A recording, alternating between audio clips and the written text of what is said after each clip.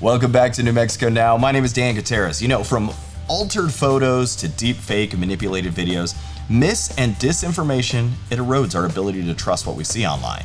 So to combat this growing challenge is a global alliance stepping up to provide technical solutions that increase online trust and transparency. And Andy Parsons, Senior Director of Adobe's Content Authenticity Initiative, is here to discuss the steps to solve his problem. Andy, how are you? I'm doing well, Dan. How are you? Hey, Andy, can you tell us what the Content Authenticity Initiative is and why is it so important in this day and time to know if the content is really trustworthy? Sure. So the Content Authenticity Initiative was founded by Adobe in late 2019 with our initial partners, the New York Times and Twitter. It's since grown to a broad, massive membership of over 750 members. And they represent camera manufacturers like Nikon, news outlets like the Associated Press, Reuters, the BBC, and many others from academia and human rights defense interests. And all of those members and Adobe are aligned around the fundamental idea that we think is crucial to combating misinfo and disinfo online, and that's called content provenance. And the basic idea is instead of detecting fake media and determining whether it may or may not be trustworthy, to instead focus on the ground truth of how it was made. So if Photoshop was used to alter something, that can be known. Understanding who made something, the capture device in the case of a camera that was used, and most importantly, how it may have been altered between the time it was captured and the time that it shows up in your social media feed. And we're doing this in three ways. We have a broad initiative to establish a global technical standard that was released publicly for free in January of this year. Second, we're putting these tools to work in the Adobe Creative Cloud, starting with Photoshop and a feature called Content Credentials.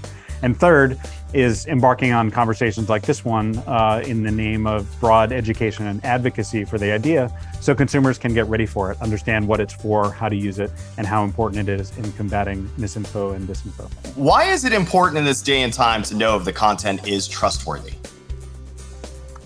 Well, I think it's fair to say that not a day goes by for anyone like me who's on social media or browsing the web and getting news from various sources that we don't see, whether we know it or not, something that might be misinformed, outright disinformation, or inadvertently shared, slightly askew from the truth misinformation.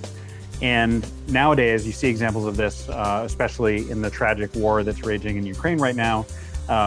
Cheap fakes, miscontextualized media, deep fakes of President Zelensky and Vladimir Putin. These techniques, as they become more sophisticated, are being used to make it appear that people are saying and doing things that they never said or did. So it's really critically important to understand how this media was made. I want to point out, though, also that Adobe tools and many other tools are built to bring this deep technology to creative people as well. So things that used to be relegated to Hollywood special effects studios are now increasingly available at low or no cost to artists and creators of all kinds on social media, on Behance and places like that. And the idea that understanding what something is, where it came from, who made it, who gets credit for it, is the same idea we think that underlies the long-term battle against misinfo and disinfo, and that is transparent, cryptographically verifiable information about what something is. If you know what it is, you understand the ground truth of how it was made, in some cases who made it, we can at least form a foundation for a productive public discourse about news media. So what can I do as a consumer to ensure that I'm only viewing accurate content and make sure that it's all real? Well, it's getting increasingly difficult, I will say that. Whereas even a few months ago, there were certain telltale signs of deep fakes or artificial intelligence generated people. Ears didn't quite match. Sometimes you see an earring that was only on one side of a person's head.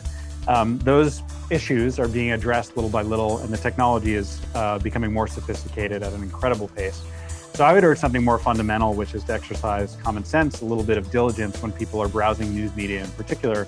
When you see an image or a video that doesn't quite seem to match the context in which you see it, or something looks a little bit off, or you may think is just unbelievable and stretches the boundaries of what might be true, drag that image or video into a reverse search engine and see what it is, at least determine whether it was published 10 years ago and now is purporting to be breaking news shot today. But moreover, we're going to have to arm consumers with more sophisticated but still easy to use tools, in fact, easier to use than reverse image search.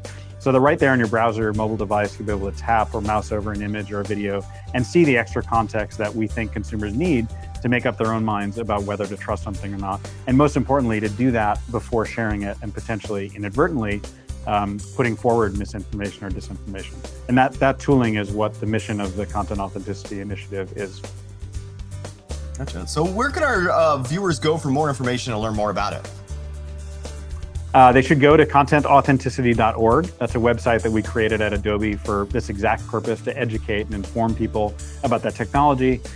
Most importantly, you'll see some real-world examples of this technology in action, so you can see what I just described, mousing over an image, seeing the history, how it was altered, and understanding the ground truth of how it was made.